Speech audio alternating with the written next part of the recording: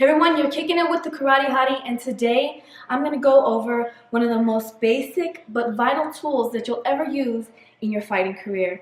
Yes, you guessed it. It's the jab. Now let's go. Just because the jab is basic doesn't mean that it's simple. It's evolved over the years, just like everything else in this world evolves. But the mechanics of the jab will always remain the same, which is what we're going to go over today. So, in your basic high guard fighting stance, your chin is down, your hands are up protecting your face, and your elbows are in protecting your body. What you want to do is go from point A to point B as fast as you can, and how do you do that? In a straight line. So you're not dropping it, you're not cocking it, you're going from point A to point B in a straight line. Now, if you can see what I just did there, is when my hand left my face, there is nothing protecting me. So what I have to do is I have to replace that protection. And what I replace it with is my shoulder. Going from point A to point B, my hand leaves my face, but my shoulder replaces my protection. Another part to the basic mechanic is the twist of the fist.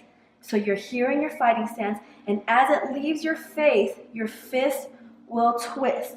What that does is it brings your shoulder up to your face.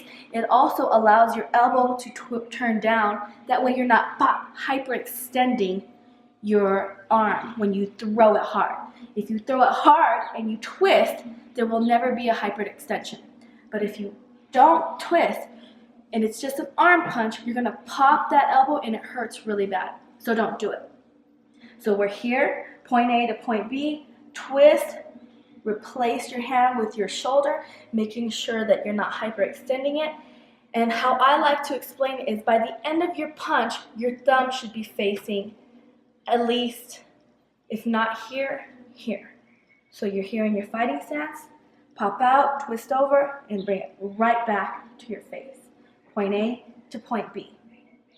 So at the beginning of your punch, your knuckles should be facing up towards the ceiling and your thumb should be in this position.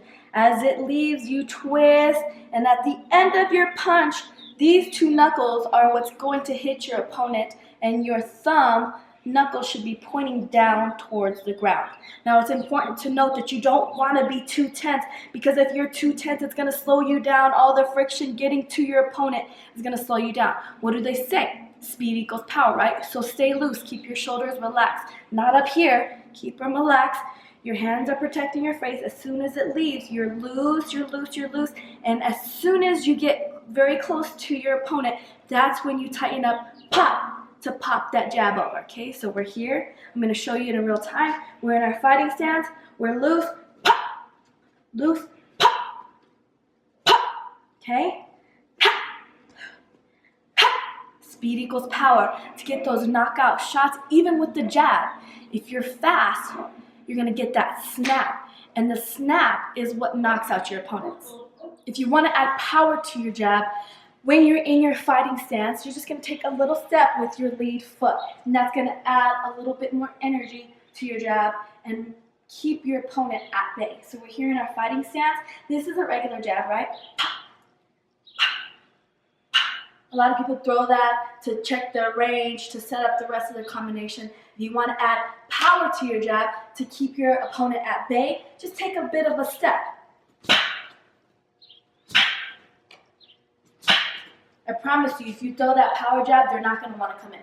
So once you've mastered the mechanics of the jab, it's important to smooth it all out. So instead of going, okay, fighting stance, step 1, hands up, elbows in, step 2, chin down, step 3, step 4, step 5, step 6. You have to buffer it all down to where it's one step. Once you have that one step, keep it that simple. You don't have to go pull back out. And we all do it. And what happens is when you do that, you are telegraphing your punch, and it makes it not effective. So the jab is like the beginning of every sentence. You can use it for so many different things. So I'm going to do some shadow boxing, and you're going to see what I'm talking about. We're here in our fighting stance. You can use the jab to test the range, okay? Or you can use it to keep them back. Push them back. You can use it going back, retreating, You can stutter. You can double up. You can use it as the beginning of your combination. It's the most important tool that you can have in your toolbox.